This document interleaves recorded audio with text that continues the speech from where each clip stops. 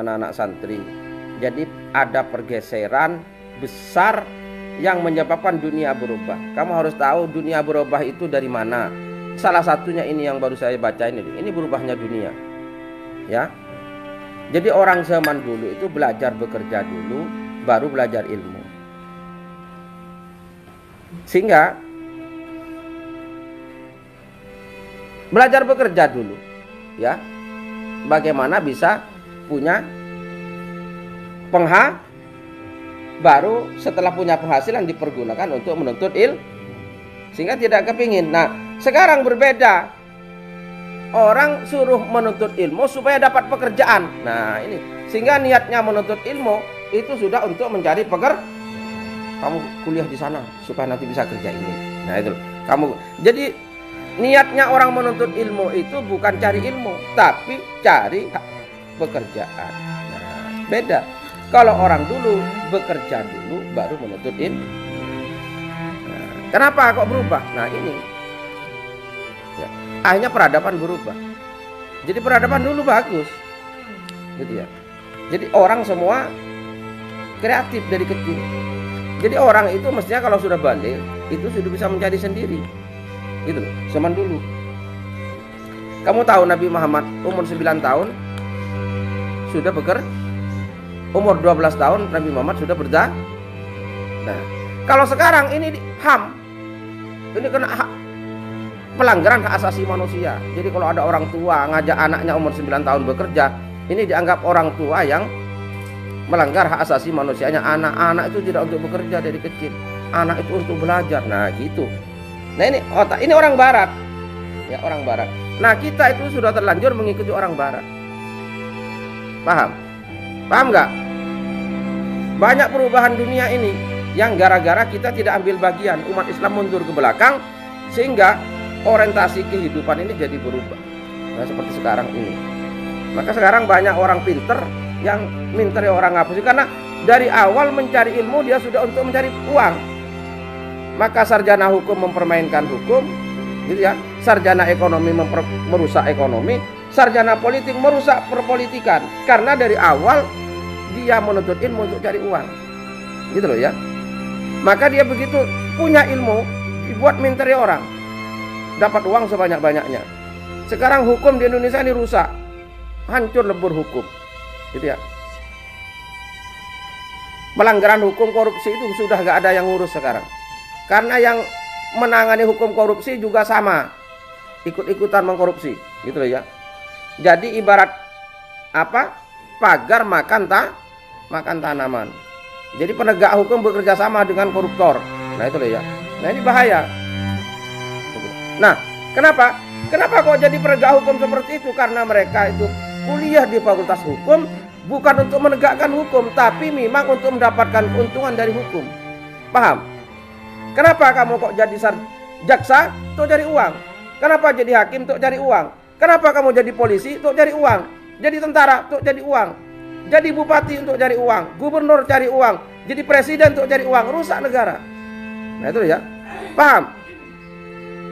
Mestinya orang itu kalau jadi polisi untuk apa? Mengabdi kepada negara. Masalah uang, loh, mesti dikasih kok, gak usah cari-cari. Gak usah kok nyegat pagi-pagi nyegat orang hanya untuk beli soto, untuk beli sate, karena mau beli sate gak punya uang, nyegat orang karena punya seragam. Cek, prit, mana SIM? Nah, Alvin nggak punya Pak. Damai Pak, damai. Nah, gitu. Nggak usah begitu. Polisi itu kalau pagi-pagi bagaimana orang berjalan itu bisa lancar. Nggak usah tanya-tanya SIM, nggak usah tanya-tanya apa, gitu ya.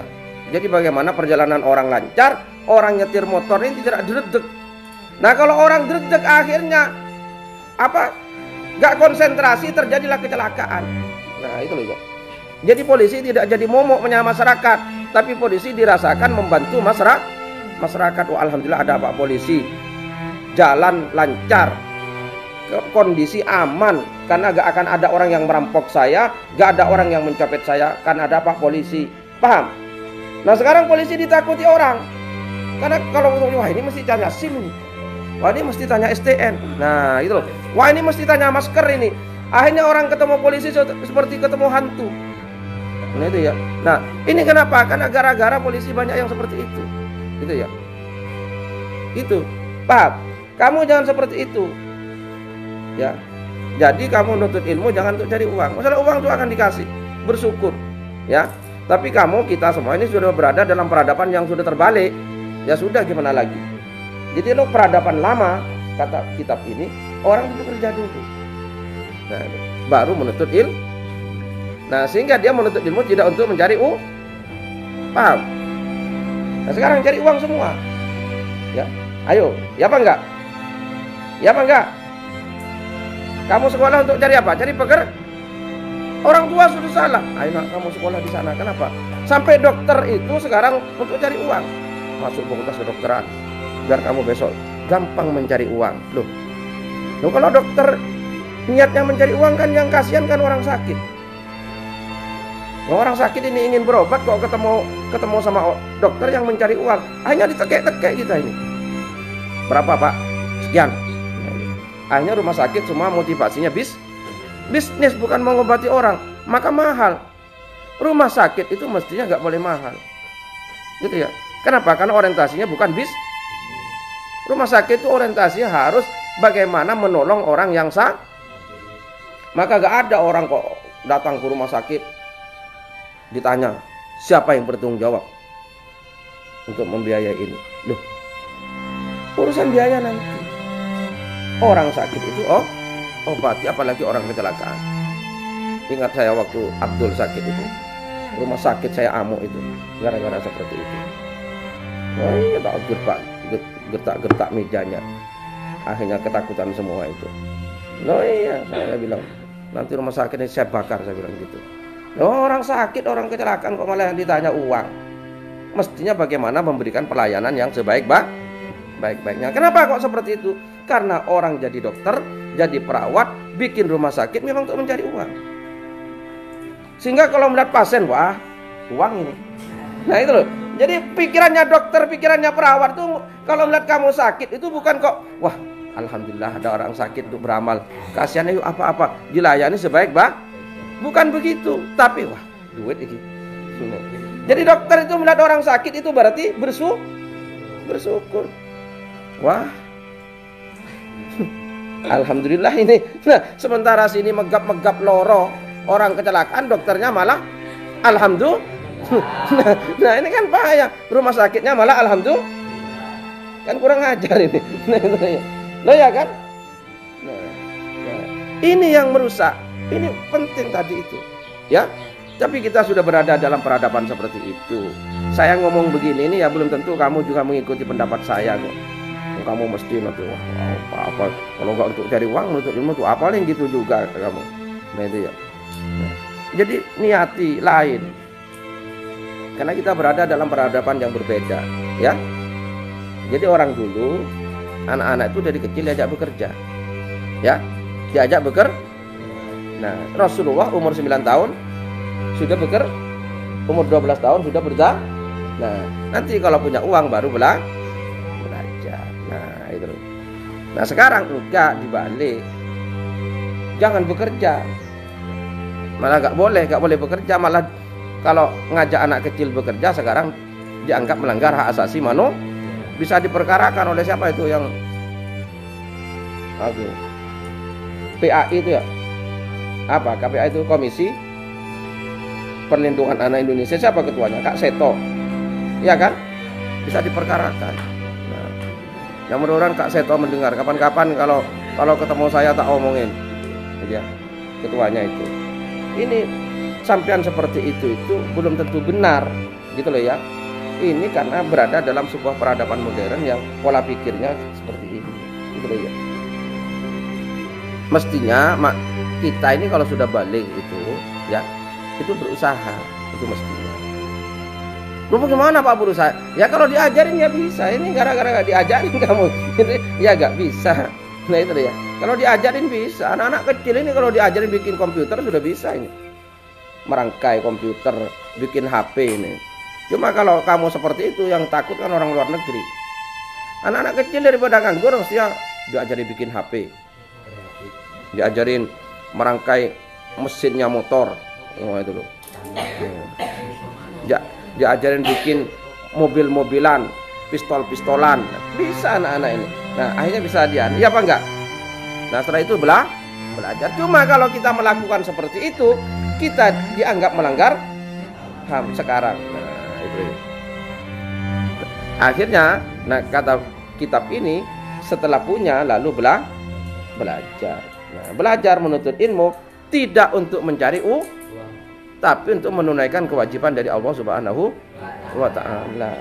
Jadi kamu yang sudah punya bakat menambah pengetahuannya, gitu loh ya. Jadi kamu sudah punya bakat mengobati orang, gitu ya. Alvin sudah pinter mijet, ya. Sudah pinter apa? Pinter mijet, pinter apa?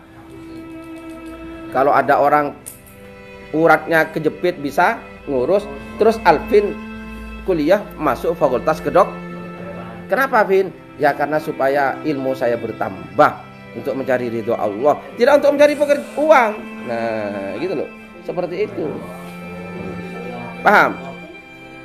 Jadi siapa itu sudah tahu gigi. Orang-orang Madura yang pasang papan nama ahli gigi itu kan nggak pernah sekolah fakultas kedokteran gigi itu. Tapi pasang papan ahli gigi. Nggak pernah itu. Nah, belajar seperti itu dulu. Setelah itu punya uang terus kuliah di fakultas kedokteran gigi. Nah, untuk apa? Untuk menambah ilmu pengetahuan, bukan untuk mencari uang. Kalau dokter gigi ini, Vin, motivasinya untuk mencari uang. Setiap ada orang sakit gigi, wah, cabut, Pak. Loh, kok dicabut? Ya ini sudah gak bisa diselamatkan giginya. Akhirnya dicabut. Begitu dicabut, nanti Pak ini pasang gigi palsu saja. Berapa harganya? 1.500.000.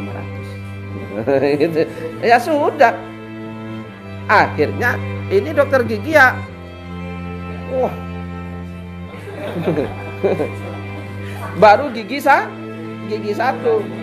Nah, kalau sampai gigi 5 yang dicabut ini berapa? Nah begitu jadinya. Akhirnya ini bukan dokter gigi, tapi pencabut gigi.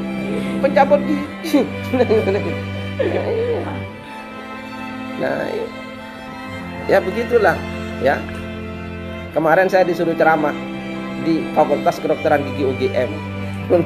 Saya ketawa. Jadi saya ceramah di mana? Fakultas Kedokteran Gigi UGM, cuma lewat YouTube. Webinar. Nah ya, jadi gini, ini berubah. Nah santri tolong kamu jangan begitu. Kamu boleh besok masuk fakultas hukum, ya. Silahkan anak-anak, tapi jangan untuk cari uang, untuk mencari ilmu. Nah ilmunya untuk menegakkan hukum. Ya, kamu ada yang kuliah di fakultas ilmu ekonomi, tapi jangan untuk cari uang. Lu apa gak boleh, Pak? Kalau kamu niatnya cari uang, nanti kamu merusak ekonomi, gitu ya. Sekarang yang merusak ekonomi negara ini siapa? Pakar-pakar ekonomi itu yang masih menasihat kepada presiden, masih nasihat kepada gubernur, kepada menteri. Nah, nasihat untuk yang keliru, gitu loh ya. Akhirnya kita terjebak dalam kubangan hutang yang semakin besar. Kenapa? Karena penasihat ekonominya. Ekonomi itu gampang, tidak sulit ekonomi itu, ya. Cuma ya pakar-pakar itu yang sok bikin jelimet-jelimet itu. Gampang ekonomi itu gak sulit, ya. Ekonomi makro, ekonomi mikro itu gampang. Wong ekonomi itu intinya bagaimana pendapatan itu jangan sampai lebih kecil daripada pengeluaran. Hanya itu ekonomi itu intinya. Ngerti? Gak ada yang lebih penting dari itu. Pokoknya ilmu ekonomi itu hanya ilmu itu, ya. Tapi oleh pakar-pakar itu diteorikan teori ini, teori itu supaya orang bisa kuliah lama. Nah, kalau kuliah lama bayar, akhirnya ya begitu, akhirnya dibisniskan. Ekonomi itu hanya itu urusannya. Apa? Bagaimana pendapatan jangan sampai lebih kecil daripada pengeluaran. Kan hanya itu ekonomi. Hah? Ayo, kamu mau cari teorinya siapapun hanya itu. Silahkan. Itu ya. cari. Ini intinya sudah. Nah, politik, ilmu politik. Gitu ya. Ada cari intinya, ilmu itu cari intinya. Paham? Politik apa intinya politik? Wah, sampai sekian semester pakar politik. Nah, politik itu intinya orang bagaimana bisa berkuasa. Ya, itu intinya. Terus setelah berkuasa dia bisa mempertahankan kekuasaan. Nah, kalau bisa sampai 7 turunan, nah itu ilmu politik. Nah, itu politiknya raja-raja. Kalau nabi enggak. Politik itu kalau bagi nabi bagaimana mengatur masyarakat. Mengatur masyarakat itu bagaimana? Petani bisa lahannya ada, gitu ya. Pupuknya tersedia. Itu ilmu politik aslinya. Orang dagang bagaimana bisa berdagang. Guru bisa ngajar, gitu ya. Terus murid-murid bisa belajar. Dan itu ilmu politik itu aslinya seperti itu. Ilmu bagaimana mengatur kehidupan. Terus gak usah panjang-panjang ya. Ini kamu biar tahu perbedaan. Ya saya sampaikan ini kamu biar jadi rebahan renungan. Ya. Jadi kamu kalau minta uang kepada orang tuamu itu gak usah terlalu maksa-maksa, gitu ya. Kalau ada alhamdulillah, enggak ya gak apa-apa, gitu ya.